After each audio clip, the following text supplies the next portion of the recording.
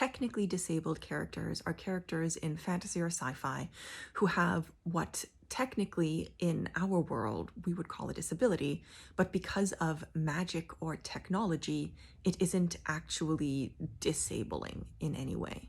For example, a character might have a limb amputated and then get a bionic limb, which functions exactly the same way an organic limb would. There's no difference in mobility, in tactile function, there's no pain, there's no difference in sensation, it has no side effects. It's probably never actually even brought up again that this is a bionic limb. Or there'll be a character who is blind, but they have magical powers that allow them to see. Sometimes their magic even gives them better vision. And again, there are no downsides.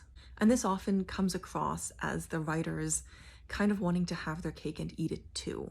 They want to include a character with a disability, but then not actually grapple in any way with disability, not actually represent disability. Now, I myself am not physically disabled, so I can really only say what I have read on this topic. But really what I've heard is that this is not always bad, but the problem is that it's so common and disability representation is so rare that it's disappointing when the vast majority of it is this technically disabled thing.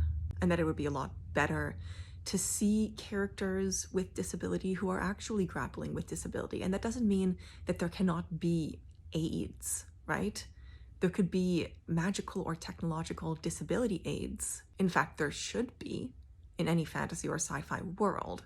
But to see that in such a way that does not render the disability just completely, well, non-disabling.